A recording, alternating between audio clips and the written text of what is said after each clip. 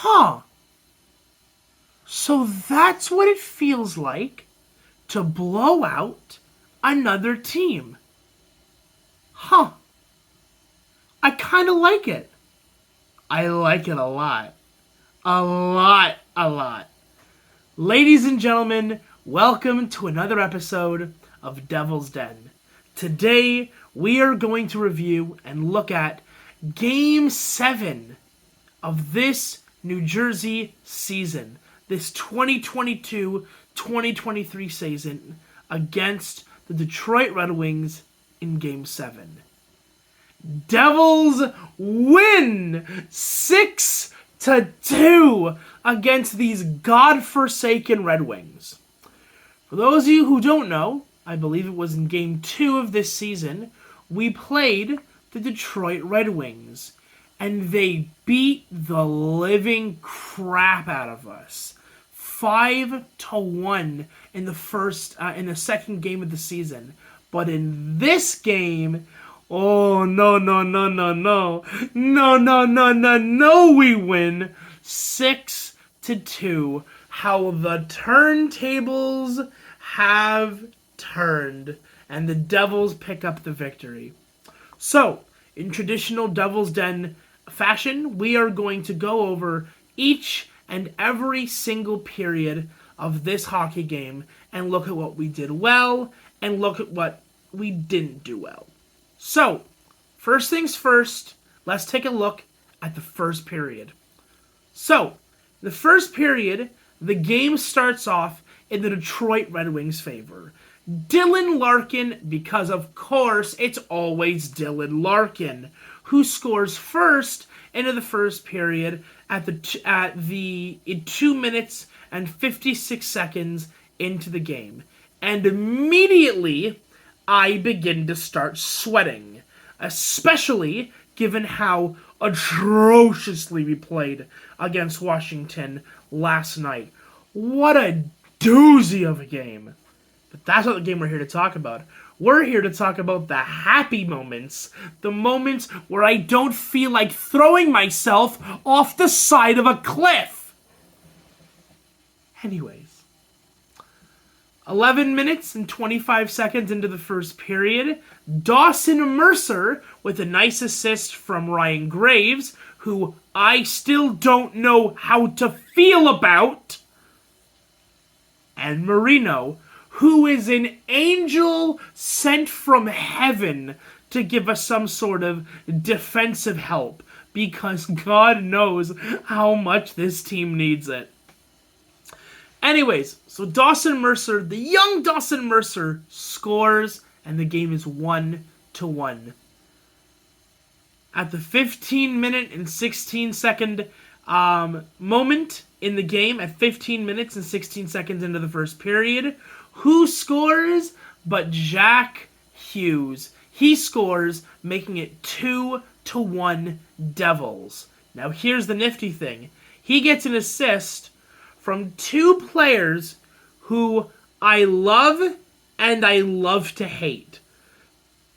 Damon Severson gets the assist. You guys know how much I have been ragging on Severson, because I genuinely believe, now this might be a hot take, but I'm willing to back it up with evidence, willing to say that Damon Severson might be, in my opinion, one of the most untrustworthy defensemen on our team. He scares me every time he has the puck.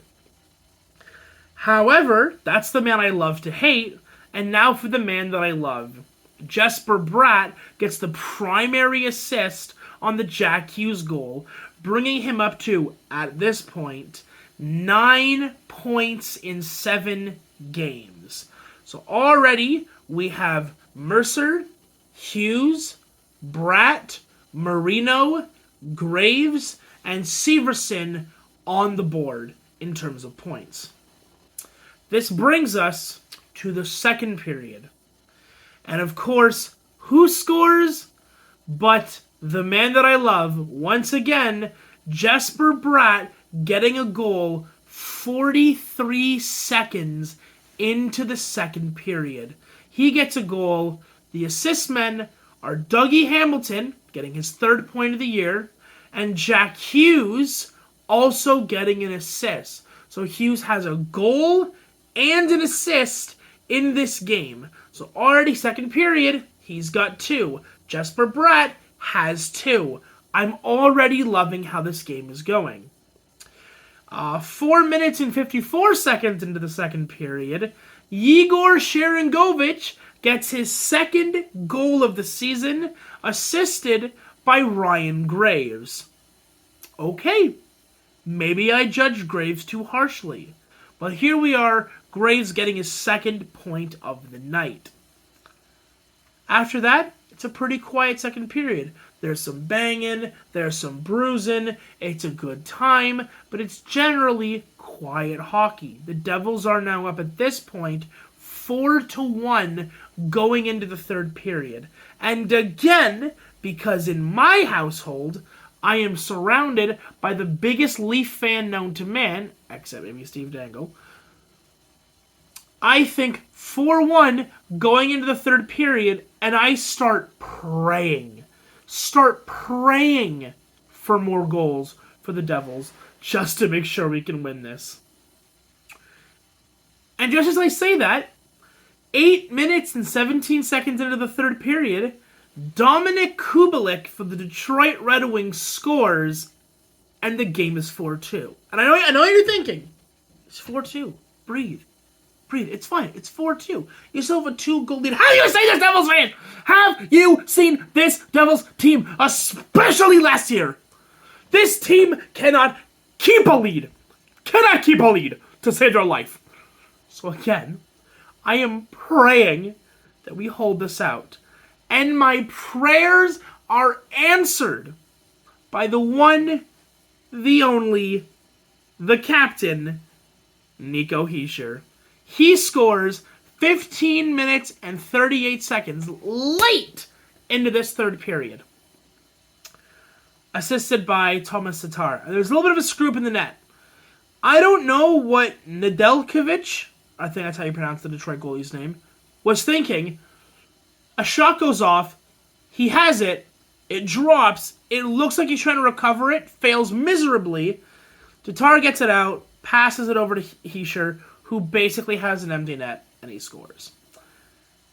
Making it 6-2 for the Devils. I love this team. I love this team so far this season. Don't get me wrong. We've had 3 games where we've played like shit. But I want to point something out. This team is now 4-3. The games where we play like absolute shit are the only games where we lose.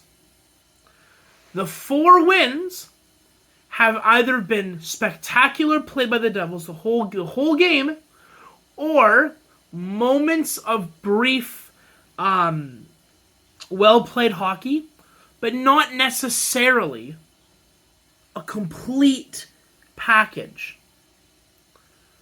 Which makes me kind of happy. Because if this team continues at this rate, and continues playing the way they do, what we're going to be seeing is we're going to win the majority of our games. Because even when we play mid-tier, we're able to pull out a win. When we play great, we pull out a win. The only games we lose are when we play like absolute dog shit. And I don't believe for a second that the majority of our games this year are going to be played like dog shit. I want to read you something from tonight's game. This game, the Devils had 41 shots on goal. We continue to be the best team. I repeat, the best team in the league for the amount of shots on net we get per game. Detroit only had 22. Now that 22 is a big number because I believe, if I have my facts right, which I'm like 99.9% sure I do, this team, this Red Wings team, this game, those 22 shots, is the highest amount of shots against the Devils have faced all season.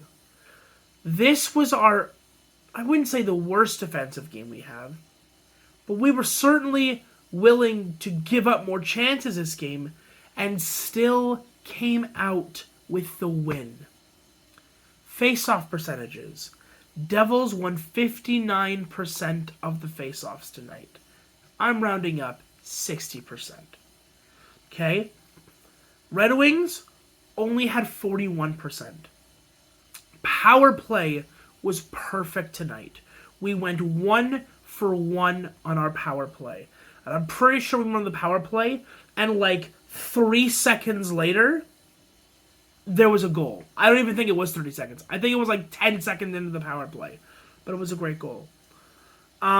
Detroit went 0 for 3 on the power play. We killed all 3. And not only that, this team managed to get a shorthanded goal on one of those power plays we were killing.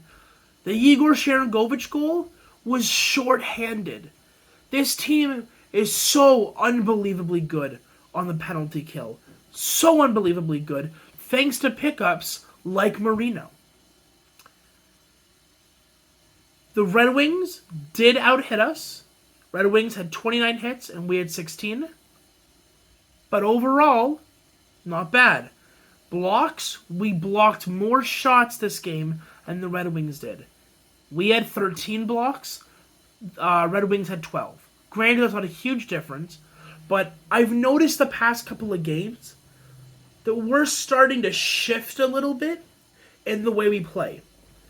The last couple of games I've seen an increase in the number of shots that this team is willing to block.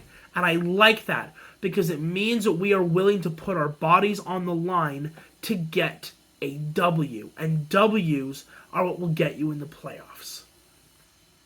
Now, the one stat I'm not too happy about tonight is our giveaways.